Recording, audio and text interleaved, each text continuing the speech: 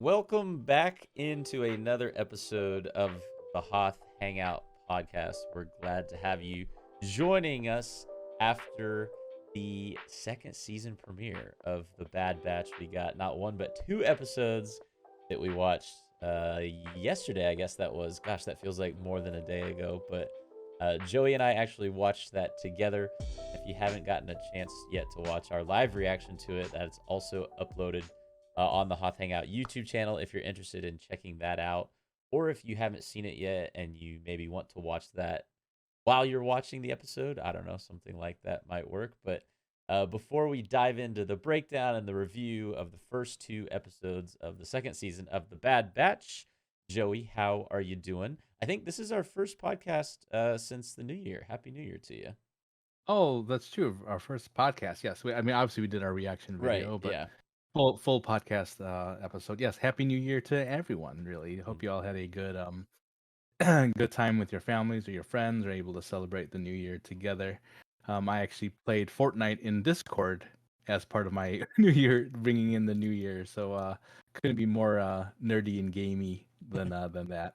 There you go. There you go. Hopefully you got some good New Year's dubs. Got some good victory royales for the 2023 celebration.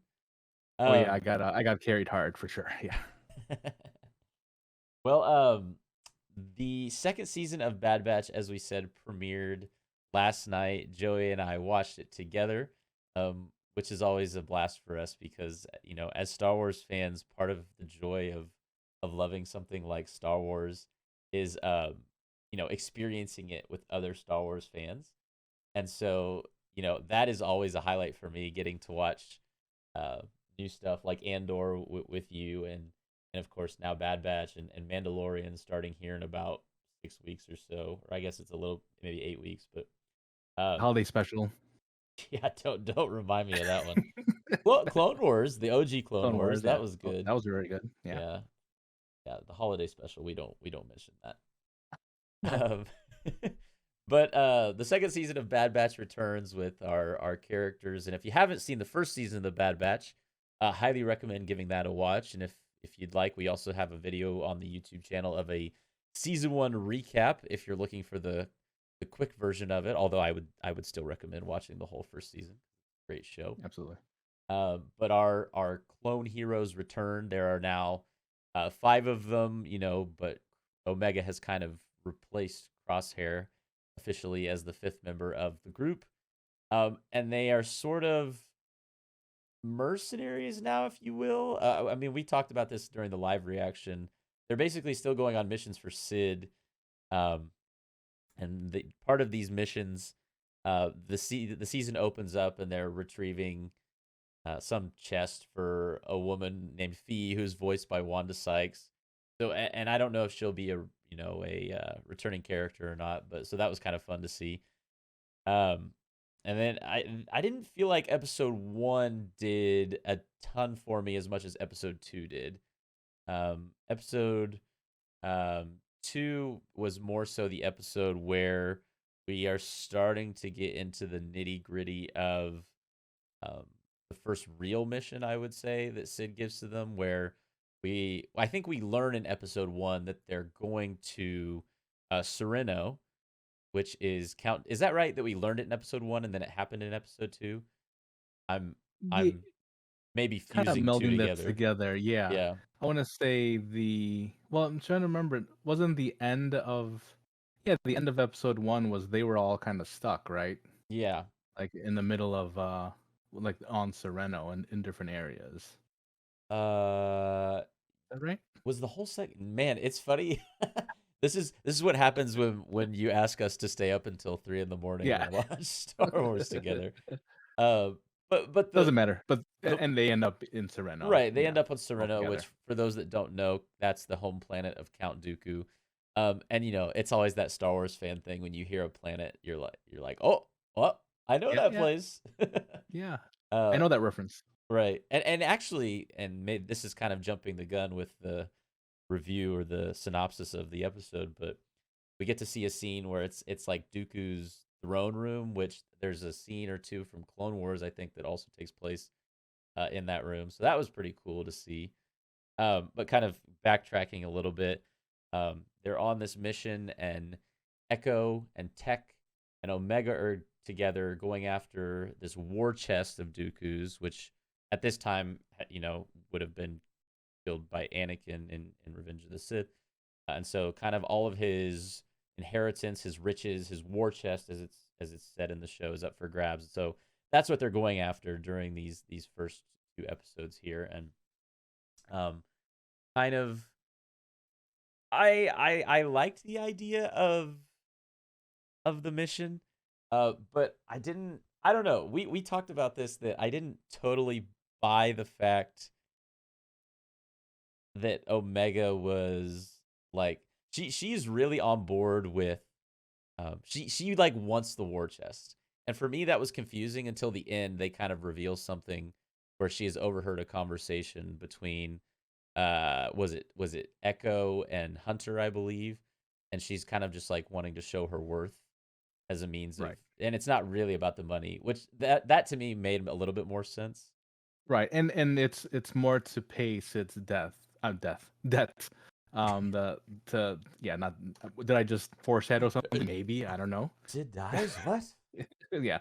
So I mean, obviously they're still working for Sid. Sid still has this power over them, essentially, that she can tell the Empire at any given moment that they are there. They are still, well, I guess we don't we find out later on that the Empire actually do think that the Bad Batch has all perished on Right. Camino. We find out like the very end scene there, but obviously they're not. Sid knows this. Sid can always go to the Empire, and so she's dangling this fact over their head. They're still going to her for food, for shelter, for whatever it is. So they are still paying this rolling debt, essentially, and by doing by doing all these missions for her. And this mission again for Fee, who is played by Wanda Sykes. I don't understand. I didn't quite get the where Fee even came from. She kind of just appeared and she said, "I need this done," and then Sid's like, "I got the perfect group for you," and Yeah. and I don't know if that's Sid's role, like basically project manager of sorts, to just like, oh well, you got this thing, I got the team that could do this, it makes me curious if there are other people under her that work in the same type of Mm. fashion. Um, and the aces, if you will, is the Bad Batch. So but we find out that that Omega has heard this conversation, and the one of the reasons she wants to really get the spoils, or all of the jewels or all of the riches from Sereno, is because she thinks that she's almost a burden to the team. They don't have a life because of her, because they have to watch her. And they and Echo has a really nice moment with Omega there, and just saying, this is what we chose. You're a part of us. And where early on in season one, you saw Hunter very much be in that role, Mhm. always kind of that father figure, and maybe that he'll continue to be that. But the people like Wrecker and now Echo kind of have that big brother role now, where like, oh, don't worry, we've got you, we will always support you, you're one of us, so don't think of that any other way. So I thought that was a great moment, something that we needed to see. And because, and I think we mentioned this at some point, Echo kind of feels like the last guy Yeah, we that was talked picked about up from the this. squad. Yeah. Because he was, right? I mean, there was the Bad Batch, and then Echo kind of came in late. Um, because he was originally an ARC trooper, right? And then he had everything happen to him. If you haven't watched Clone Wars, like season 1 through 7, you got to watch it. Um, and I put a pin in that. I did want to mention something about Clone Wars, but so he didn't like fit as well as the other ones, and you can kind of tell. Just even through season one, now a little bit in season two, he's kind of the one off of everybody. And it's funny because obviously the Bad Batch is the one off of all the other clones. So I mean, but now you see Echo in this place, in this brotherly, older brother role for Omega. And yeah, it's nice to have that integration. Now, the last piece of that would be Tech. I mean, I don't really see too much interaction with Tech and Omega as far as, outside of like kind of being snide to her, like, kind of just being the usual Tech. Right. Very logical, very, and I don't know if we ever would get that, but because of that personality. But you could see how each of them are kind of taken to her and want to be, kind of a mentor to her as well. Yeah, I think that was definitely an active choice, an active effort on the part of the creators. And I don't know if it was just it was fresh on our minds because we had talked about how Echo feels like the least connected member of the group. I think we mentioned that maybe in our season one recap potentially was when we talked about that. But he definitely doesn't feel that way anymore, I would say, after these two episodes. I mean, he had Hmm. more even than Hunter, more like Hmm. connection with Omega in these two episodes. I felt like than any of the other members of the Bad Batch.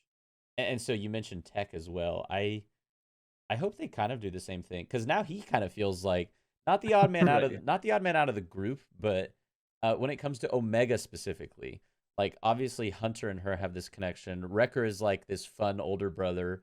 Now we see like this connection with Echo and her that they've built from this episode, and that he values her as a member of the group, and she recognizes that now. I don't know if we'll get something like that from Tech as well. I hope so, but like you said, it's harder when he's such like a almost a robot. He's like Right. C3PO without being Well, C3PO. well, can we mention maybe he is part robot because apparently you could fracture your femur and still walk on it if you are tech, Yeah, we because commented that's on that because that's too. real. Yeah, this man has like this massive crate fall on his leg. Says, "I think I fractured my femur," and then proceeds to like hobble on one like limp. I'm like, I don't think you do that if you fracture your femur, but okay. Right. Um, Yeah. It wasn't like I said. It wasn't a sprained ankle. It was a yeah, huge he's doing this cart. thing while he's got his arm around Yeah. Echo, and I'm like, you Yeah. would not be able to do that. Right. Anyways, Yeah. um, another character that we didn't get a whole lot of time with, but I thought was going to be more of a central player in the season was Captain Wilco, who is this uh, clone captain on Sereno, who's in charge of all the other clones who are collecting the war chest that Dooku has left behind. Um, and so he's also the one that kind of leads this charge against the Bad Batch members when eventually their cover is blown when they're in the process of trying to retrieve the war chest. Um, and you got the sense that at least watching it, I was like, okay, he's gonna be, not the main antagonist of this season, but like he's definitely gonna be someone to contend with that we're gonna be seeing. And if you haven't, for some reason, if you're listening to the episode 1 and 2 recap right now, and you for some reason haven't seen the show, and you still don't want spoilers, this is a bit of a spoiler. But the second episode ends with he and Vice Admiral Rampart talking um, candidly, sort of outside on this like Sereno landing platform where their ships are or whatever, and they're basically discussing the Bad Batch, and this is what you mentioned earlier. Um, I think it's Wilco who says, "No, sir. Like I'm sure this was Clone Force 99," and the Vice Admiral Rampart says to him, he wants him to basically fake a report saying that this was some other group, basically saying that Clone Force 99 was not involved in the attack, kind of in order to cover his own butt. And so when Captain Wilco says, "I can't make a false uh, can't make a false report," that I can't do that. And so he says, "Very well." And we got nervous. We were like, "Oh no, he's gonna kill him." And then he says something else along the lines of, there's a moment of hesitation where it was like, "Oh, maybe he will let him live. It'll be fine." And then he pulls out his gun. He's like, you know, So it was whatever. But so that was we didn't get Captain Wilco for very long. But the main reason I bring that up is because I think that thought process of Wilco's is important for this season of the Bad Batch because I think this season is going to be more and more about people involved with the Empire realizing that they are not necessarily serving a greater good by being a part of the Empire, and particularly clones. I think we're going to see more of this happening. It's already been teased in the trailer that Cody is in this season, and I would assume that we see something similar to that from Cody, where he originally went along with Order 66, of course, and Right. and I think we're going to see somewhat of a redemptive arc maybe from Cody in this season. So it felt like Wilco was maybe the precursor to something we'll Yeah. see later on in the season with one clone with Cody, or maybe multiple clones, or who knows what direction they take with it. Right. And one thing I kind of mentioned earlier, I this is probably a good time to start talking mentioning this now, is the Clone Wars, is the animated series, the Clone Wars, seven season. It was it on Cartoon Networks to start, Originally, I think so. and Yeah. then it moved over to Netflix, and then a season 7 was created when I believe when Disney Plus got rights to it all, right?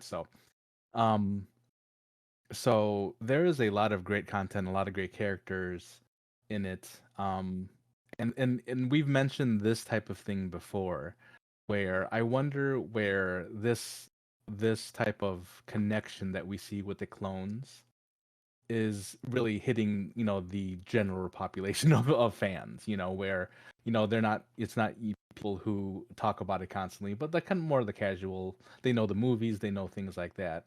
I wonder where Bad Batch kind of falls on their radar, if at all. Same how Andor was. It was very much similar. I mean, we knew Andor from Rogue One, we knew Mon Mothma, we knew all these characters, these ancillary characters that became pretty important. And for a long time, the clones as a whole was kind of those ancillary characters. We had names. We had names like Rex. We had names like Fives and Echo, and so we knew them from the Clone Wars. But I wonder if people are coming to this show, watching it and like, actually enjoying it. Because I mean, it's a fun show. It's not like as heavy as Andor, obviously. I mean, it's an animated series, so then you wonder the audience that you're getting here as well. Is it a younger crowd? And so I wonder if it's how it's going to be received from the general, outside of like the real hardcore Star Wars fans and such, because by us saying, oh, just go watch Clone Wars, that's 7 seasons of 20 episodes each. That's A lot quite of of a time. that's quite a it's quite a task. um but I think that's why we like these characters so much. We know names like Cody and Rex, and the importance they have been in the Star Wars universe, and the importance it'll be if we see Cody kind of change over, against the Empire. Uh, and even when we saw Wilco for the short time we did, we saw somebody familiar, right? Because I mean, he's a clone. He kind of had that original clone haircut with the, with the kind of the flat top, and so Hmm. it was like almost a comfort zone. We know this. So this is what we know.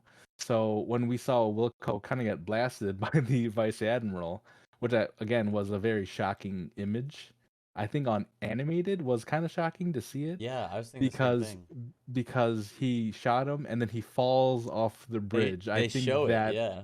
yeah, that was the part. If you go watch our reaction, that's where we both are just like, we kind of get stuck because we don't know what to do with that, right? So but I think going forward, like you said, the importance of the clones, of if the Bad Batch is going to have more people on their side, maybe we do see some people turn. You would assume, and we didn't even get him at all in these first 2 episodes, Crosshair, where he's going to land on the spectrum of all of this. I mean, he kind of showed a little bit at the end of season 1, where he wanted to at least join forces with them.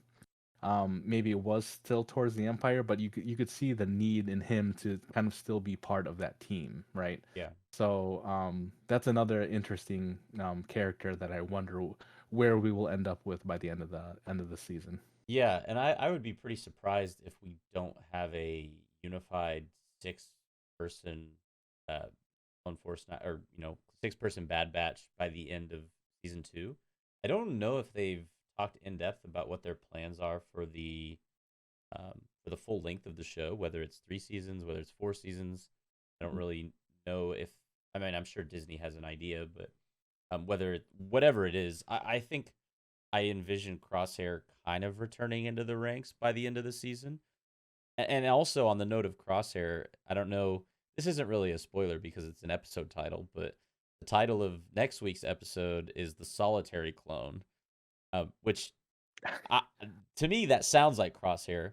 Yeah, right. So unless But you could there's definitely go different ways. You can go with Rex. You can go with, sure Cody, maybe we yeah, don't know where Cody. Cody is right now. Right, yeah.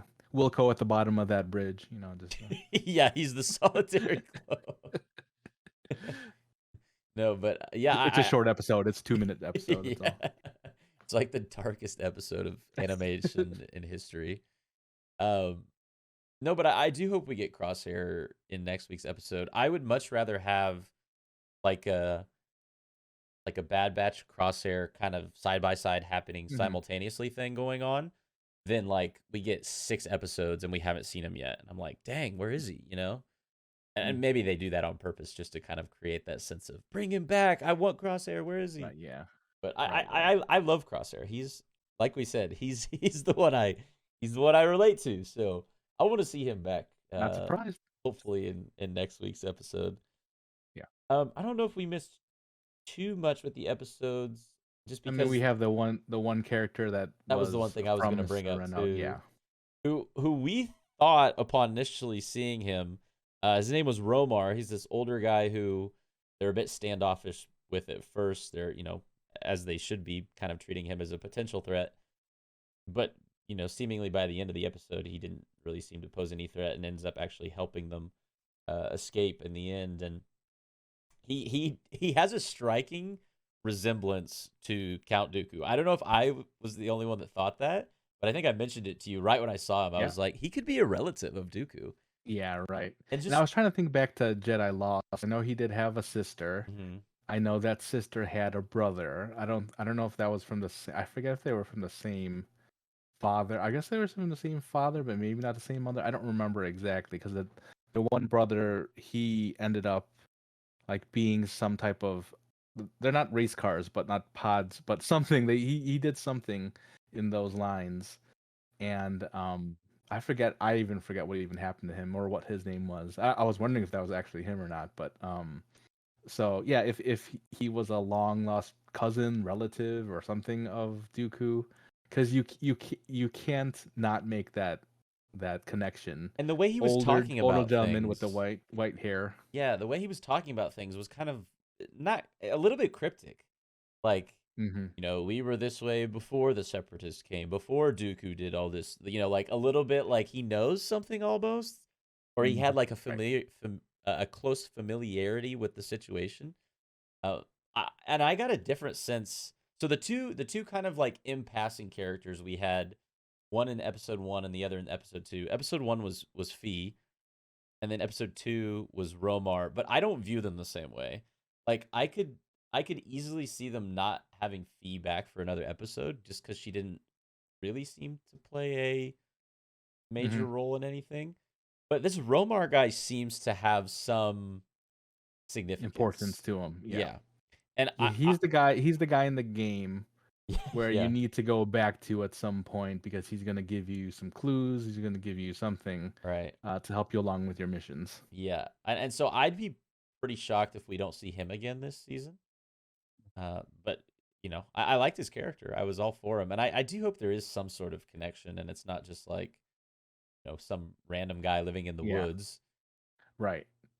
And he I mean he did say we, right? When they had mentioned who was around still. So there's definitely some type of community still on Sereno. Yeah, that's a good point. We didn't talk about I that don't yet, did we? Yeah, so I don't know if that means we revisit this planet because of that. He makes a good point to Tech at one point, because Tech kept calling them separatists, but Romar called them Serenians or whatever it is, right? Yeah. So, um, Th- and I that's think because he's that's a very I think he very says they were soldier. Serenians before they were separatists. Right, yeah, and that's a very soldier way to look at it, and that's the development you see in these characters, where they used to be these soldiers, and now they have to start looking at people as humans, and they're not just their political views, they're not just their affiliations. They have, they're all nuanced. They all have these different things, and especially, just because your planet was part of the empire, or part of the separatists, doesn't mean every single person was on board for that. So to have that moment was special. To have the moment um with him and Omega was special with the kaleidoscope, because all Omega has known is training and learning and war, and not fun, and not kind of the childhood things that kids know about. I read something earlier that Omega is actually older than everyone on the clone on the Right. She's on Force unaltered. 99. Yeah, because she's actually just unaltered, and so she's actually older than all of them, but in the same sense, she's a child to all of us, right? So she missed out, and just as all the clones have missed out, and you kind of forget about that sometimes. Yeah. uh, No clone ever had she's one of the only two clones to ever have a childhood. Think about it that Yeah, way. right. Yeah, yeah. Which, by the way, hopefully we get to see Boba Fett in this season. That would be pretty cool. That would be very cool. Yeah. Yeah. So we'll see if that's yet to come. The very last thing I wanted to touch on when it comes to both episodes, but more largely the show as a whole, is how they're approaching episode by episode. And what I mean by that is I mentioned this to you already, but I'll mention it again, is I don't want each episode to feel like we go on this mission for Sid.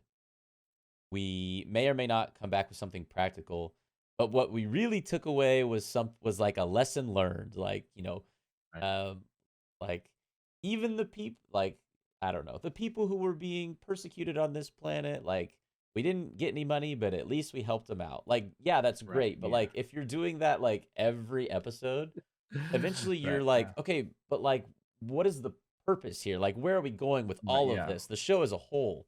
Like, where do we see the Bad Batch at the end of season 2, episode 16?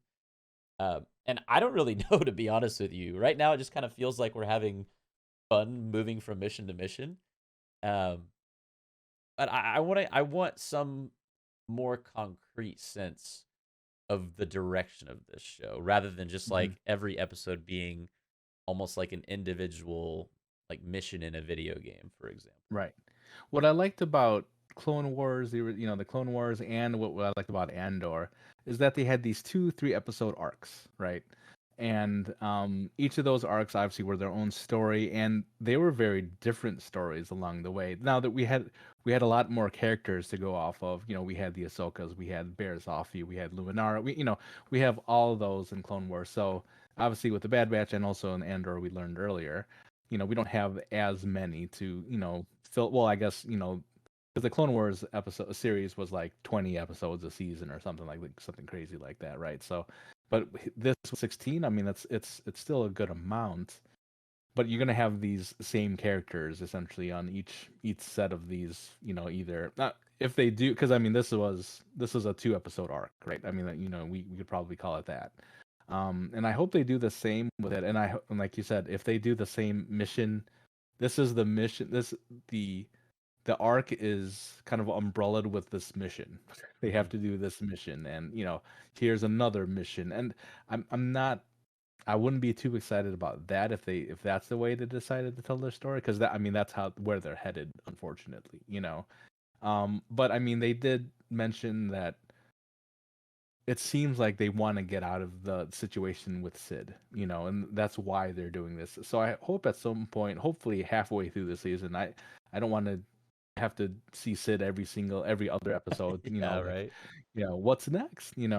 Or even starting episodes like, well, Sid wouldn't want this, and so once we have a better understanding, and like I said, hopefully halfway through, because there is a mid-season type of not finale, but 2 episodes that are considered that will be shown together. I think it's episode 7 and 8. So I'm hoping by that time they'll be past all this stuff with Sid, and they can kind of move on with their own lives, because it's just going to get repetitive if they don't. Yeah. Yeah, in a lot of ways, if you take away the change in armor, Hmm. and then obviously the aging, Omega did look a little bit older. I think we noted that and during the reaction, right when it started. Other than those two, just aesthetic character changes, there wasn't really like a firm concrete. Like if you were to binge watch season 1 and 2 back to back, there wouldn't be like, other than the two things I just mentioned, a noticeable difference between kind of the vibe. And Hmm. so I found that interesting as well. And I wonder if there will be a noticeable difference between episodes 7 and 8, and then 9, like you mentioned, that mid season finale. But that gives me a little bit of hope and excitement for that portion of the season, because I much rather would have that than just one episode every week, because there being Right. that 2 week that 2 episode week is indicative of, to me, that, like you said, those episodes are important to the overall arc of the show as a whole. But yes, February 8th will be the 2 episode week, mid season finale of Bad Batch season 2. Do you have any other thoughts on the first 2 episodes, or anything you're looking forward to with the rest of the season? Yeah, I mean, like I said, Crosshair. I'm waiting to see where he comes up. I mean, he is the Saw Gerrera of this season, I think. Oh, please don't You say know, that. we are hoping because we know he's out there. I hope we don't get him like in the second half of the series, because he is a very important part of the storyline. And even like you said, even if it's a parallel type of episode where you see one side and then you see him, even if they don't even cross paths, I think that'd be a great way to even see what's going on, because we've seen obviously Omega grow in her role. I'm just curious on what Crosshair is now kind of doing in his role in the Empire. Right. But yeah, I think we know there's going to be more cameos in this series. We saw Bail Organa, I believe, in the trailer. Was it the trailer? I think it was the trailer, right? Yeah. Yeah. And And a Wookiee with a lightsaber. We're gonna get that at and a some Wookiee with a point. lightsaber, right? Yeah. So we know that we'll run into other Jedi's, or at least Force sensitive users. So we'll see what happens. So I'm excited for this series. I hope they don't do a mission by mission type of storyline, because I know that there's a lot of great writing that can happen with these characters. I mean, we've been invested in these characters, so that's what's good about them. But then there's that worry, like, okay, well, we're invested, what are you going to do to we get a little worried.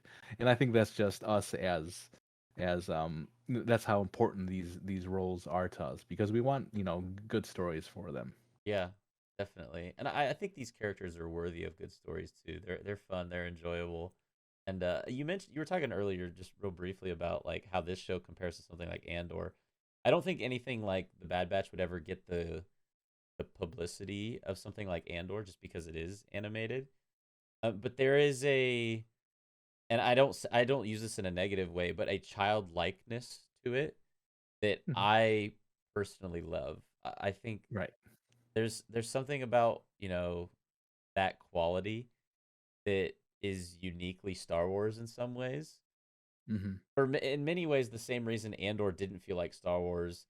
In the opposite, this does really feel like Star Wars, and so it gives you kind of Right. that childlike sense of like, man, I love this This is stuff. home. Yeah, This is home. yeah.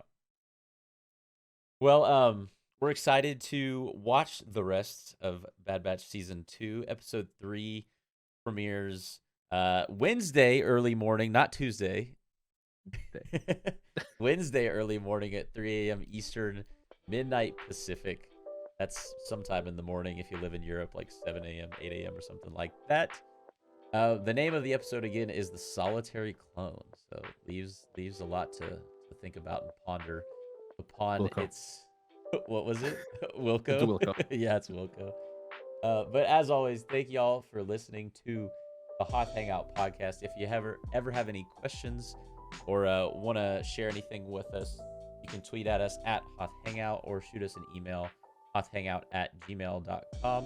Or you can always comment on any one of the YouTube videos on the Hoth Hangout YouTube channel.